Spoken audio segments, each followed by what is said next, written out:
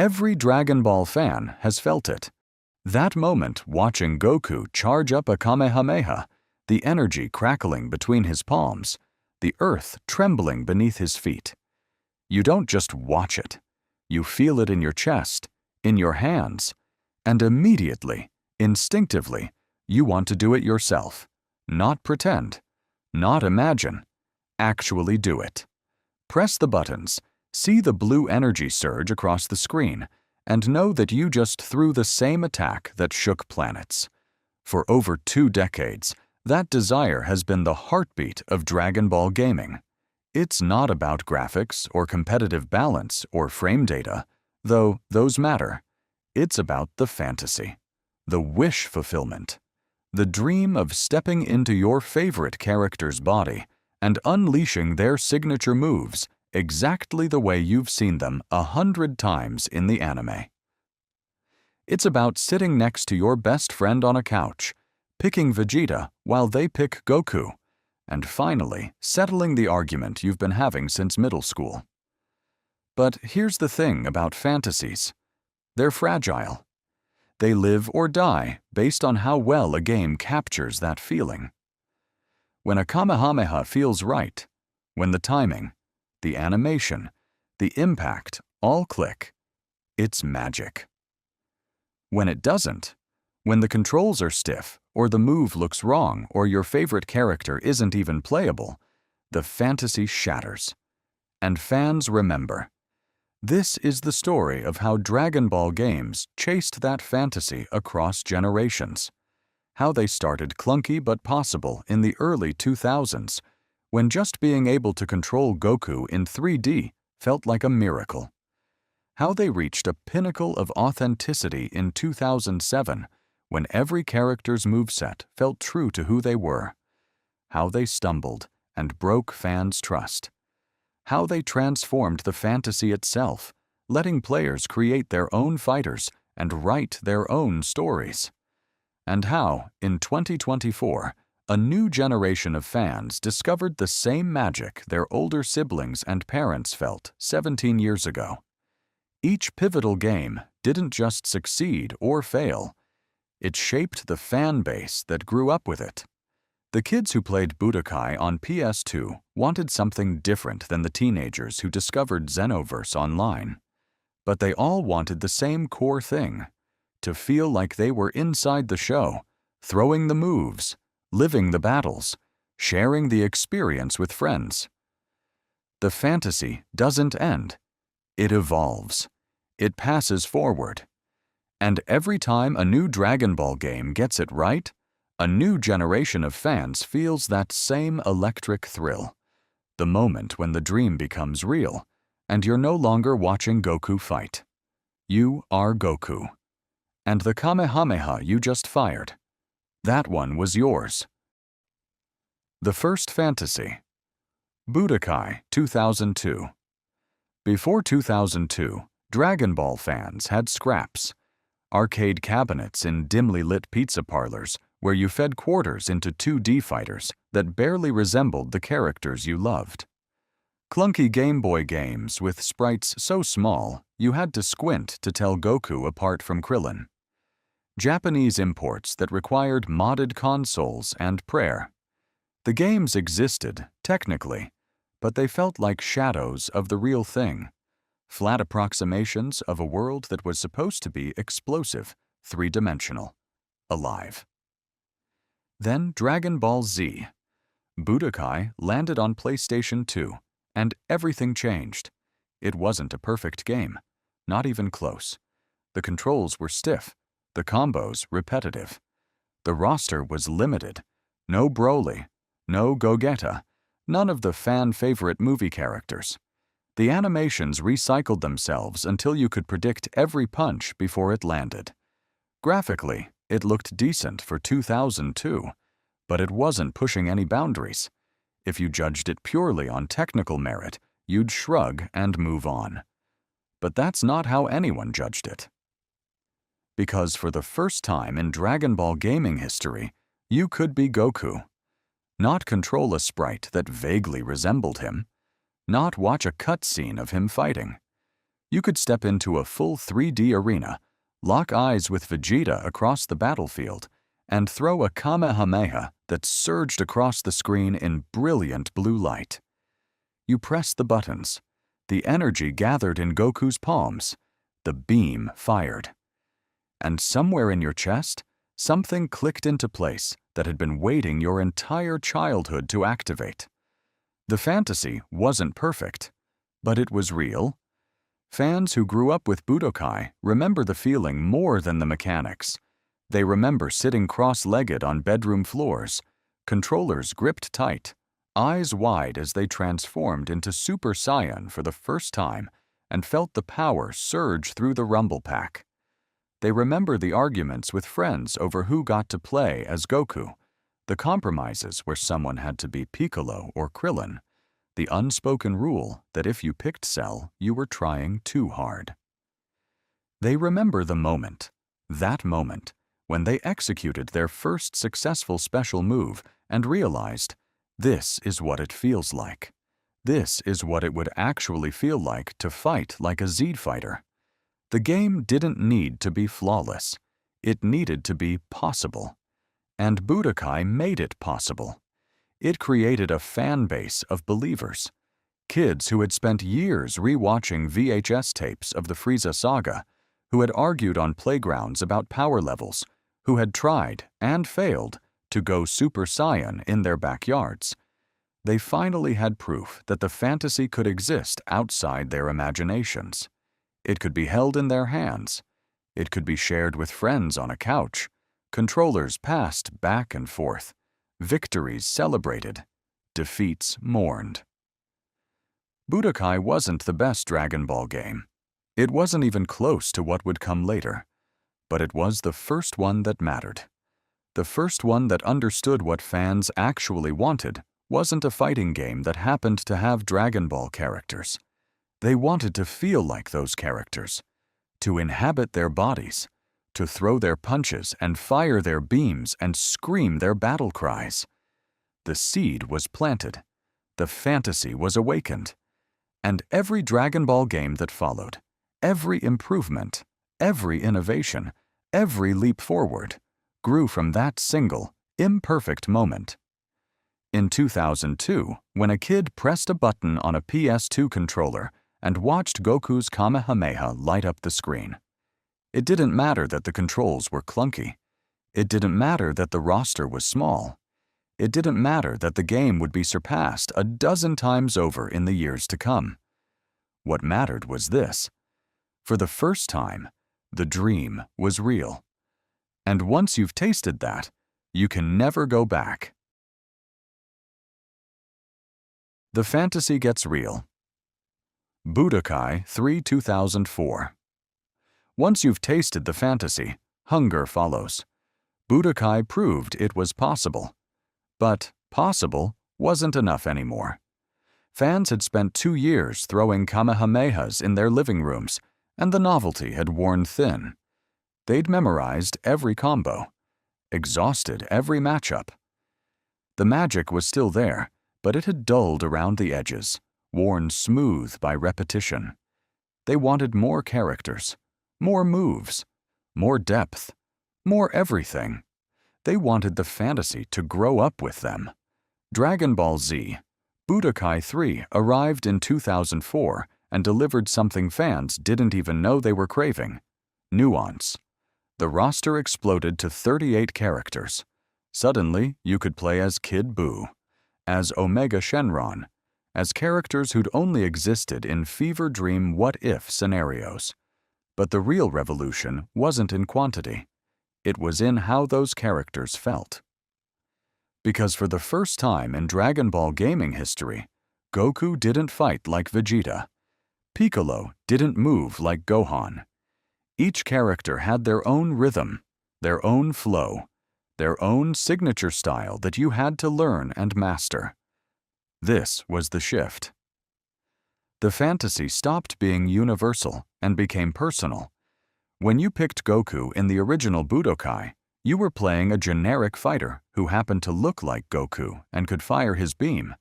But in Budokai 3, when you picked Goku, you had to fight like Goku. Aggressive, straightforward, relentless pressure. When you picked Vegeta, you had to adopt his style, calculated, explosive, waiting for the perfect opening to devastate. Piccolo required patience and spacing. Cell demanded adaptability. Frieza rewarded cruelty. The game forced you to inhabit these characters, not just control them. And then there were the transformations. In the first Budokai, going Super Saiyan was basically a costume change with a stat boost. Flashy, sure, but shallow. In Budokai 3, transformations mattered. When Goku ascended to Super Saiyan, his entire moveset shifted. New combos unlocked. Different special attacks became available. The way he moved changed. Faster, sharper, more aggressive. Going Super Saiyan 3 transformed him again, giving him access to Dragon Fist, one of the most devastating moves in the game. It wasn't just about being stronger, it was about becoming something different. The fantasy evolved in real time as you fought. Beam struggles became a mechanic, and suddenly those iconic moments from the show, Goku and Vegeta's final flash clash, Gohan overpowering Cell's Kamehameha, were playable. You'd fire your beam, your opponent would fire theirs, and the two attacks would collide mid-screen in a blinding explosion of light. Then the button mashing began, both players frantically hammering their controllers, trying to overpower the other's energy. When you won, when your beam tore through your opponents and slammed into them with devastating force, you felt exactly what Gohan must have felt in that final moment against Cell. The fantasy wasn't just visual anymore. It was visceral.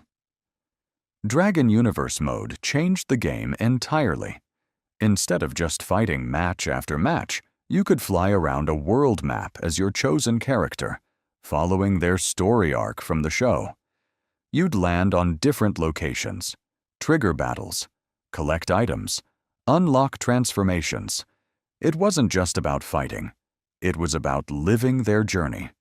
You weren't just playing as Goku.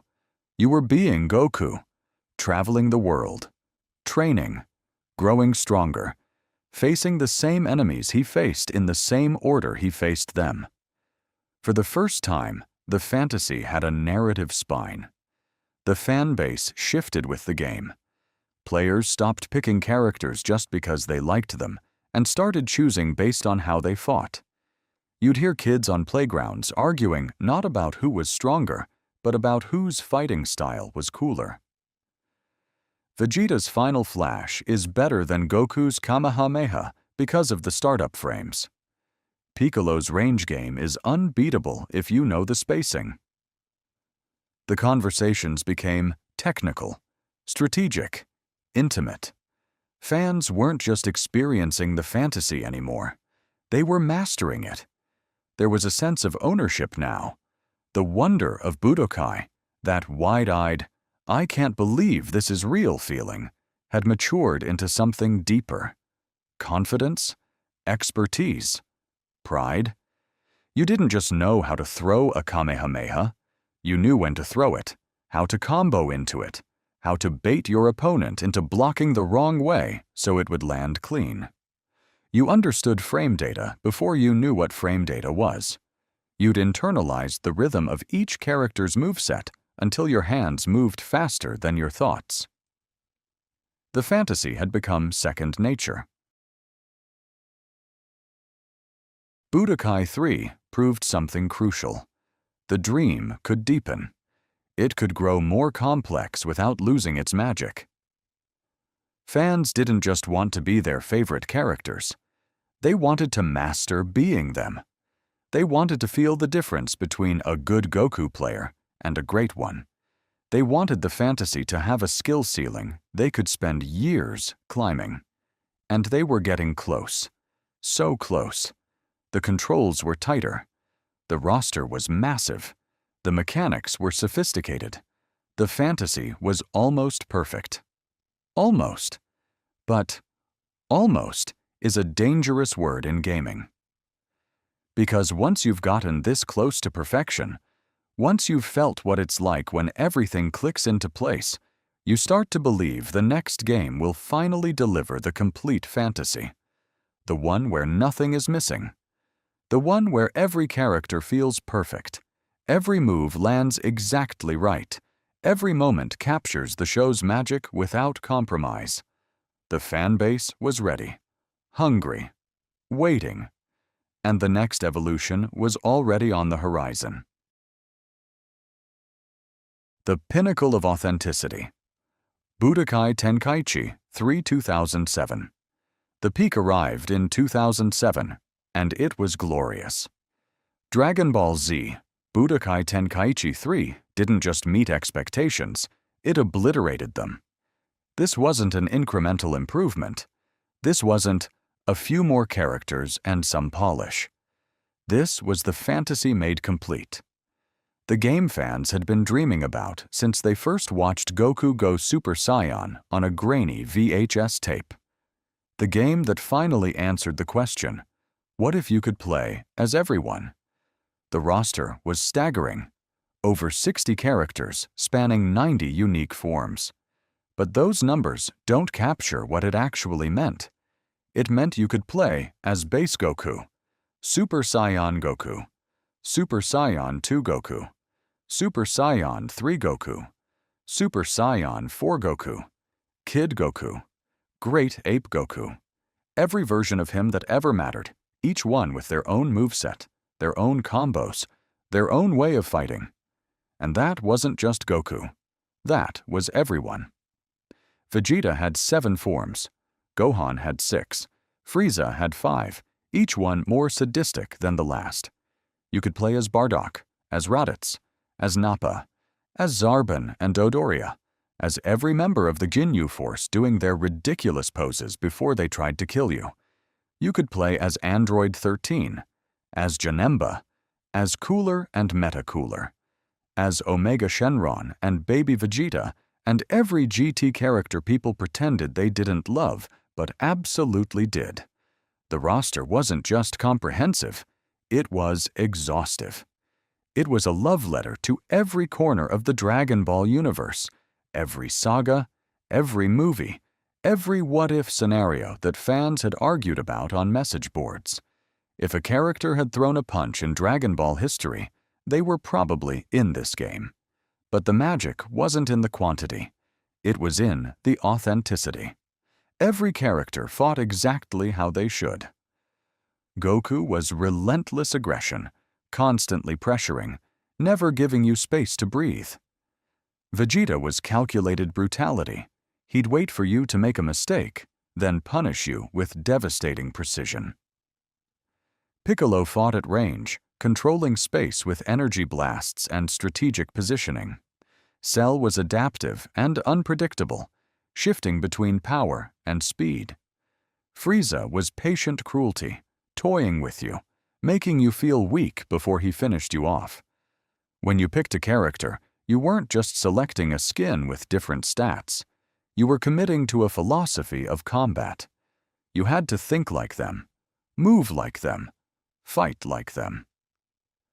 The game forced you to inhabit these characters so completely that you'd start trash-talking like Vegeta or laughing like Frieza without even realizing it. The signature moves were perfect. When Goku charged up a spirit bomb, you felt the weight of it. The slow build-up, the gathering energy, the moment of release when it filled the entire screen. When Vegeta fired Final Flash, you felt his pride and rage channeled into pure destruction. When Gohan went Super Saiyan 2 and unleashed his father-son Kamehameha, you felt exactly what he felt in that moment against Cell. Grief and fury and desperate hope, all colliding into one unstoppable attack. For the first time in Dragon Ball gaming history, the fantasy was complete. You could play as anyone, do anything, recreate any fight from the show or invent new ones. Goku versus Broly, Vegito versus Gogeta, Kid Goku versus Super Saiyan 4 Goku, The game didn't just allow these matchups, it celebrated them. It understood that half the fun of Dragon Ball was the endless debates about who would win, and it gave fans the tools to settle those arguments themselves. Budokai Tenkaichi 3 became more than a game. It became the Dragon Ball experience for an entire generation. It was the definitive answer to what a Dragon Ball fighting game should be. When people talked about Dragon Ball games, this was the standard. This was the one that mattered. This was canon in players' minds, not just a licensed product, but the truest digital expression of what Dragon Ball was. 17 years later, fans still talk about it with reverence, still boot it up on old consoles or emulators, still argue that nothing since has captured what Tenkaichi 3 did. Because it wasn't just nostalgia, it was completeness. It was the moment when the fantasy stopped chasing perfection and actually caught it. Every character you wanted, every move you remembered, every fight you imagined, all of it. Right there. Playable. Real. Yours. This was the golden age. The peak. The moment when Dragon Ball games reached their apex and fans believed, truly believed, that it would only get better from here. But perfection is a fragile thing. When you've given fans everything they ever wanted, when you've set the bar so impossibly high, when you've proven that the fantasy can be complete, you've also created an expectation, a standard, a promise that every game after this one will honor what you've built. And promises, in the gaming industry, are easy to break. The fan base had tasted perfection. They'd lived inside it. They'd spent countless hours mastering every character, memorizing every combo, perfecting every technique. They'd built their entire understanding of what a Dragon Ball game should be around Tenkaichi 3. They trusted that the next game would respect that. They were wrong. When the fantasy broke burst limit 2008 1 year, that's all it took. 1 year after Budokai Tenkaichi 3 gave fans everything they'd ever wanted, Dragon Ball Z, burst limit arrived and shattered the illusion that progress was inevitable. This wasn't an incremental step forward. This wasn't, we're refining the formula. This was regression disguised as innovation, and fans saw through it immediately. The roster told the story before anyone even played a match. Where Tenkaichi 3 had offered 60-plus characters across 90 forms, an embarrassment of riches, a celebration of the entire Dragon Ball universe, Burst Limit gave players 21 characters. 21. The roster had been gutted. Fan favorites were gone. Entire sagas were missing. The comprehensiveness that made Tenkaichi 3 feel definitive was replaced with something that felt incomplete, hollow, like someone had taken a masterpiece and carved out everything that made it special. But it wasn't just the numbers. It was what those numbers represented. The movesets felt shallow. The mechanics felt stripped down. The depth that made Tenkaichi 3 endlessly replayable, the way each character demanded mastery, the way you could spend hours perfecting a single fighter's combo strings, was gone. Burst Limit felt like it was designed for people who'd never played a Dragon Ball game before. It felt like it was pandering to casual players while abandoning the fans who'd spent years building their skills, their knowledge, their relationship with these games. And that's when the betrayal set in. Because fans knew what was possible. They'd lived it. They'd experienced the fantasy at its absolute peak just 12 months earlier.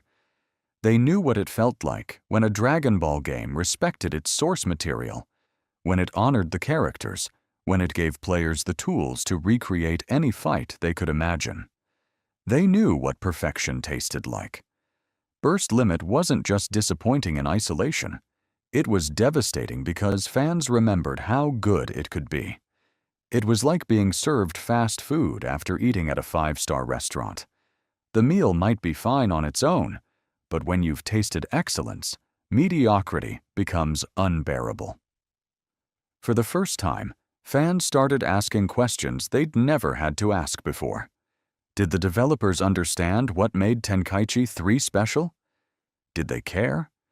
Was this a deliberate choice, stripping away complexity to chase a broader audience? Or was it incompetence? Had they lost the thread? Did they think fans wouldn't notice? Did they think fans would just accept whatever they were given because it had Dragon Ball on the box? The trust fractured. The faith cracked. Fans had believed that Dragon Ball games would only get better, that each new release would build on what came before, refining and expanding until the fantasy became indistinguishable from the show itself. Burst Limit proved that belief was naive. Progress wasn't guaranteed. Developers could, and would, move backward. They could take everything fans loved and strip it away without warning, without explanation, without apology. The disappointment wasn't just about one bad game. It was about what that game meant. It meant the golden age was over. It meant perfection was a fluke, not a foundation. It meant fans couldn't trust that the next Dragon Ball game would honor what they loved about the last one. The lesson was brutal but clear. Once you've given fans everything, you can't take it back. Once you've set a benchmark, you can't pretend it doesn't exist. Tenkaichi 3 had raised the bar so high that anything less felt like betrayal, and Burst Limit was so much less. After Burst Limit, the Dragon Ball gaming space went quiet. Years passed with no major releases, no bold new directions, no attempts to recapture what Tenkaichi 3 had achieved. The silence felt intentional, like developers were regrouping, rethinking, trying to figure out what went wrong and how to fix it. The void stretched on. Fans waited. Some gave up. Others clung to Tenkaichi 3, replaying it endlessly, refusing to let the fantasy die. And then, after years of silence, something emerged from that void. Something unexpected. Something that didn't try to be Tenkaichi 3 again, because it understood that you can't recapture perfection by imitating it. You have to transform it. The Fantasy Transforms, Xenoverse. 2015 to 2016.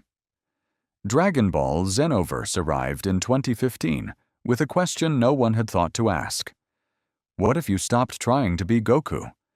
What if, instead of endlessly chasing the perfect recreation of existing characters, always comparing, always measuring against the show, always falling slightly short, you became something else entirely? What if the fantasy wasn't about authenticity anymore? What if it was about you? It was a radical pivot, a complete reimagining of what a Dragon Ball game could be. For over a decade, the dream had been singular. Play as your favorite character, execute their signature moves, recreate iconic fights. Budokai started it. Tenkaichi 3 perfected it. Burst Limit broke it. And for years afterward, fans mourned what was lost, waiting for someone to rebuild that temple. Xenoverse burned the temple down and built something new in its place. The game opened with character creation, not a roster select screen, not a list of fighters you'd spent your childhood watching, just you. Pick your race: Saiyan, Namekian, Majin, Frieza's race, Earthling. Design your face, your build, your fighting stance. Name yourself. And then, most importantly, choose your moves: Goku's Kamehameha, Vegeta's Final Flash, Piccolo's Special Beam Cannon, Frieza's Death Beam, Krillin's Destructo Disc, Cell's Perfect Kamehameha. Every signature technique from every character you'd ever loved, laid out like ingredients. Mix them. Combine them. Build a fighter that had never existed before, but felt right because it was made from pieces of everything you loved. The fantasy shifted. It wasn't, "I want to play as Goku" anymore. It was, "I want to be my character using Goku's moves." The difference was seismic, because suddenly you weren't limited. You weren't stuck with one character's moveset, one fighting style, one transformation path. You could be a Saiyan who fought like Piccolo, a Namekian who used Frieza's techniques, a human who combined the best moves from every saga. You weren't recreating the show anymore. You were writing yourself into it.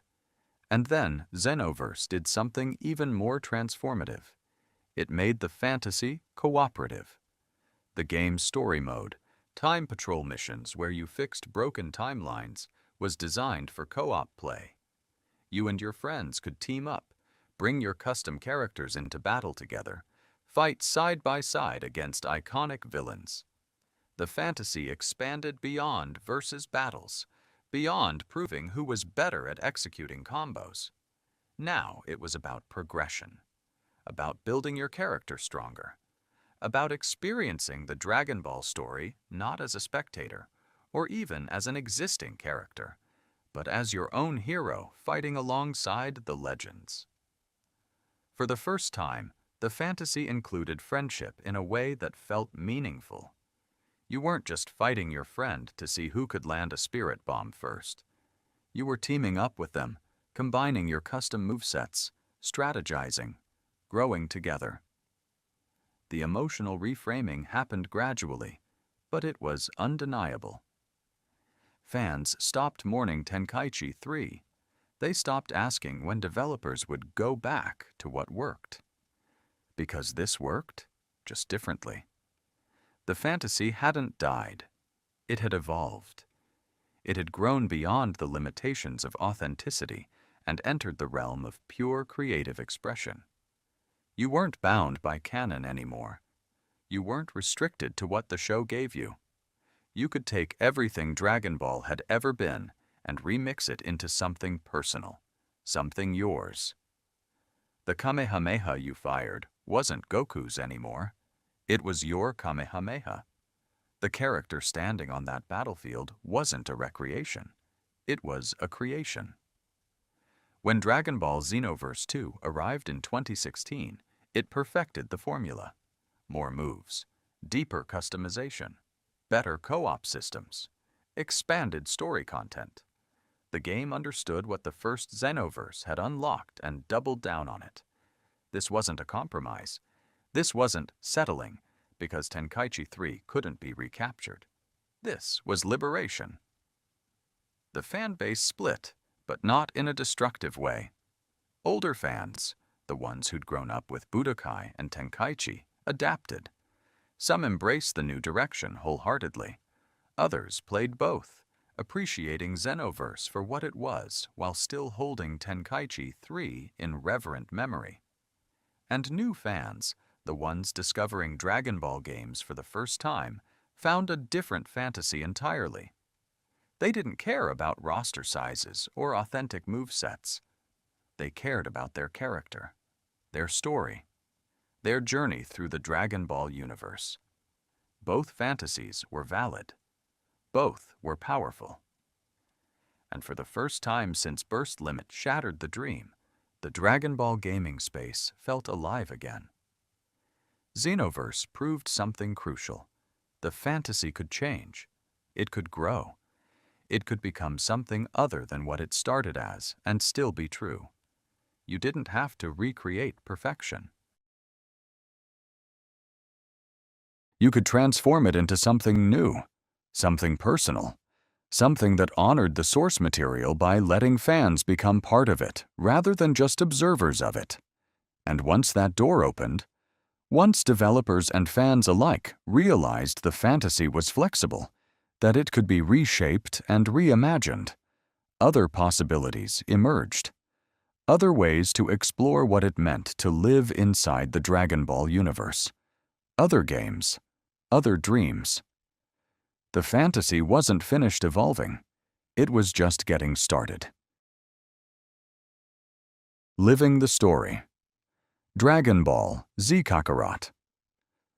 2020, while Xenoverse offered creative freedom, Dragon Ball Z Kakarot took a different path entirely, one that didn't ask you to create or compete, but to remember, to relive, to experience the story not as a spectator watching episodes unfold, but as Goku himself, moment by moment, sacrifice by sacrifice, transformation by transformation.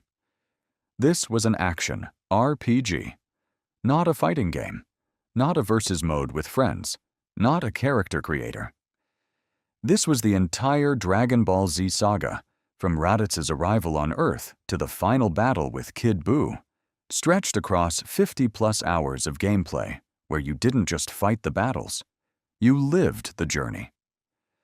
The fantasy shifted again, but this time it wasn't about innovation or evolution.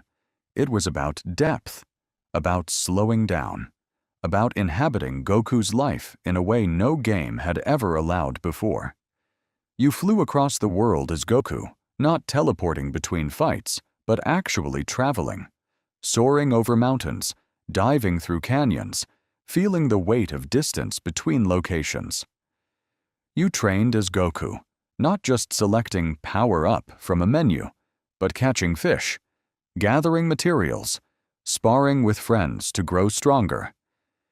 You ate as Goku, sitting down with Chi-Chi and Gohan for meals that restored your health and reminded you that this warrior had a family, a home, a life beyond the battlefield. And when the battles came, when Vegeta descended to Earth, when Frieza transformed on Namek, when Cell reached his perfect form, you didn't just execute combos, you felt the stakes.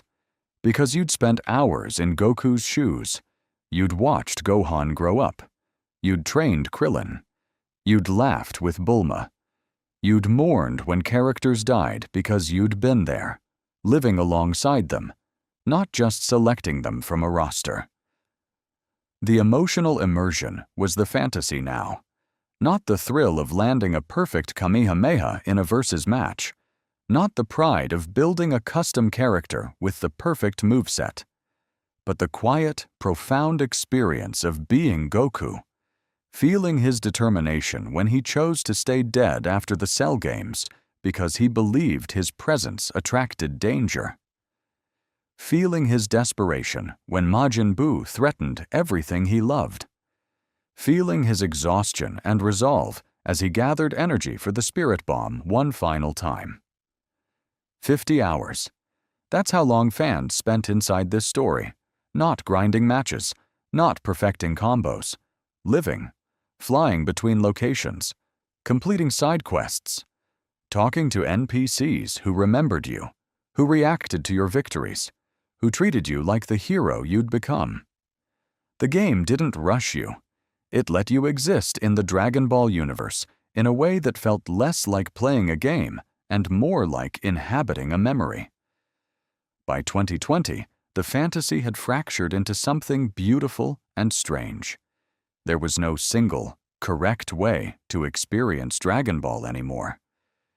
Xenoverse fans were building their custom time patrollers, mixing and matching movesets, playing co-op missions with friends. Tenkaichi 3 fans were still booting up their old consoles, chasing that perfect roster and authentic moveset feeling.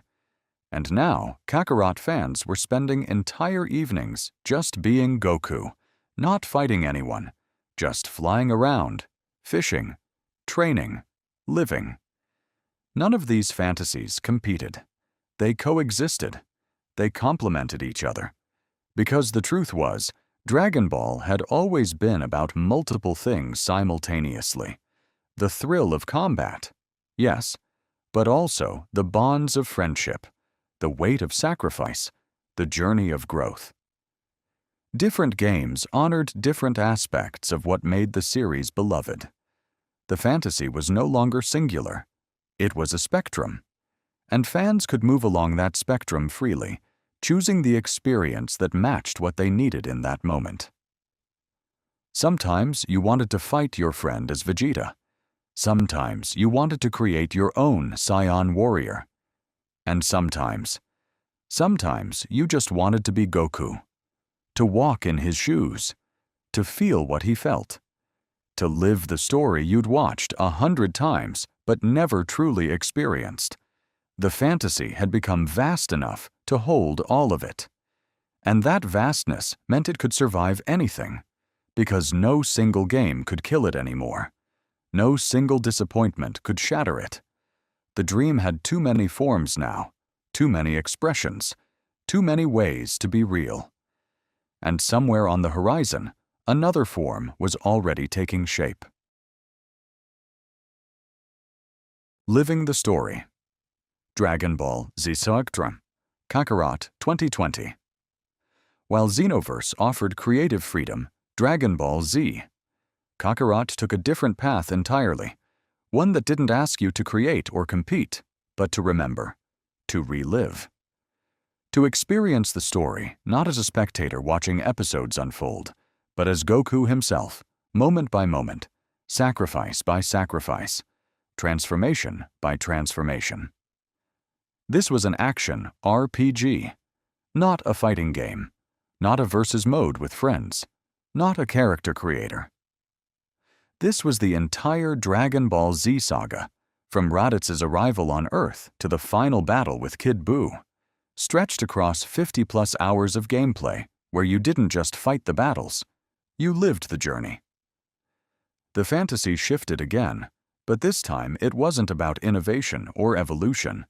It was about depth, about slowing down, about inhabiting Goku's life in a way no game had ever allowed before. You flew across the world as Goku, not teleporting between fights but actually traveling, soaring over mountains, diving through canyons, feeling the weight of distance between locations. You trained as Goku, not just selecting Power Up from a menu, but catching fish, gathering materials, sparring with friends to grow stronger. You ate as Goku, sitting down with Chi-Chi and Gohan for meals that restored your health and reminded you that this warrior had a family, a home, a life beyond the battlefield.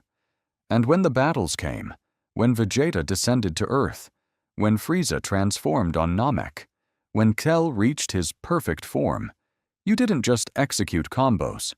You felt the stakes. Because you'd spent hours in Goku's shoes. You'd watched Gohan grow up. You'd trained Krillin. You'd laughed with Bulma. You'd mourned when characters died because you'd been there, living alongside them, not just selecting them from a roster. The emotional immersion was the fantasy now, not the thrill of landing a perfect Kamehameha in a versus match, not the pride of building a custom character with the perfect moveset, but the quiet, profound experience of being Goku, feeling his determination when he chose to stay dead after the Cell games because he believed his presence attracted danger. Feeling his desperation when Majin Buu threatened everything he loved. Feeling his exhaustion and resolve as he gathered energy for the Spirit Bomb one final time. 50 hours. That's how long fans spent inside this story. Not grinding matches, not perfecting combos, living, flying between locations, completing side quests, talking to NPCs who remembered you, who reacted to your victories, who treated you like the hero you'd become. The game didn't rush you. It let you exist in the Dragon Ball universe in a way that felt less like playing a game and more like inhabiting a memory. By 2020, the fantasy had fractured into something beautiful and strange. There was no single, correct way to experience Dragon Ball anymore. Xenoverse fans were building their custom time patrollers, mixing and matching movesets, playing co-op missions with friends. Tenkaichi 3 fans were still booting up their old consoles, chasing that perfect roster and authentic moveset feeling. And now, Kakarot fans were spending entire evenings just being Goku, not fighting anyone, just flying around, fishing, training, living. None of these fantasies competed. They coexisted. They complemented each other. Because the truth was, Dragon Ball had always been about multiple things simultaneously. The thrill of combat? Yes, but also the bonds of friendship, the weight of sacrifice, the journey of growth. Different games honored different aspects of what made the series beloved. The fantasy was no longer singular. It was a spectrum, and fans could move along that spectrum freely, choosing the experience that matched what they needed in that moment. Sometimes you wanted to fight your friend as Vegeta. Sometimes you wanted to create your own Saiyan warrior. And sometimes you just wanted to be Goku.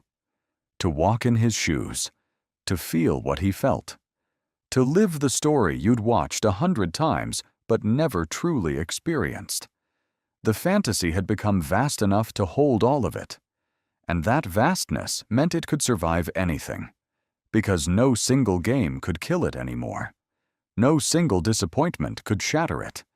The dream had too many forms now, too many expressions, too many ways to be real. And somewhere on the horizon, another form was already taking shape. Sparking Zero wasn't the end of the story. There would be more games. Some would disappoint. Some would transform the fantasy in ways we can't yet imagine. The cycle would continue. Peaks and valleys, innovations and betrayals, evolutions and returns. But the fantasy itself, that's eternal. As long as there are fans who want to throw a Kamehameha with their friends, as long as there are developers willing to honor that desire, the fantasy will find a way to survive. And each time it does, a new generation will discover it, feel it, own it, and eventually pass it forward. The wish never dies. It just finds new hands to hold it. The fantasy continues 22 years. That's how long the journey has been from Dragon Ball Z, Budokai to Dragon Ball, Sparking Zero. 22 years of evolution, disappointment, innovation, and rediscovery. 22 years of fans discovering what it means to be Goku, to be Vegeta, to be the hero they'd watched on screen since childhood. But here's what those 22 years proved. The fantasy never changed. Only its expression did. In 2002, the fantasy was simple. Can I actually do this? Can I throw a Kamehameha? Can I transform into a Super Saiyan? Can I fight my friend as the character I love? The answer was yes, and that yes changed everything. It didn't matter that the controls were stiff or the graphics were blocky. What mattered was the possibility. The door had opened. By 2007, the fantasy had matured. It wasn't enough to just play as Goku anymore. You needed to feel the difference between Goku and Vegeta, between Piccolo and Frieza. You needed every character, every form, every signature move rendered with obsessive authenticity. Budokai Tenkaichi 3 delivered that completeness, and for a moment, the fantasy felt finished, perfected, untouchable. Then 2008 taught everyone a brutal lesson. The fantasy is fragile. Burst Limit proved that you can't take the magic for granted. You can't strip away what made the fantasy work and expect fans to accept it. The disappointment stung precisely because fans had tasted perfection. They knew what the fantasy was supposed to feel like, and this wasn't it. But here's the thing about that failure. It was necessary. Burst Limit taught developers that fans weren't chasing nostalgia or spectacle. They were chasing a feeling. And if you couldn't deliver that feeling, no amount of polish or marketing would save you. The betrayal clarified what mattered. It forced everyone, developers and fans alike, to understand what the fantasy actually was. By 2015, the fantasy had evolved beyond imitation. Xenoverse asked a radical question. What if you didn't just play as Goku? What if you became the fantasy itself? What if you built your own fighter, combined moves from every character you loved, and wrote your own story in the Dragon Ball universe? The fantasy transformed from recreation to creation, from mimicry to authorship. And fans embraced it because it honored the core desire to feel powerful, to feel heroic, to share that feeling with friends. Kakarot in 2020 offered yet another expression. What if the fantasy wasn't about fighting at all? What if it was about living the story? About experiencing Goku's journey from beginning to end, feeling his losses and triumphs, inhabiting his world beyond the battles. The fantasy fractured into multiple valid forms: competitive fighting, creative expression, narrative immersion, and none of them competed. They coexisted. They proved the fantasy was resilient enough to take any shape. And then Sparking Zero arrived in 2024 and brought it all full circle.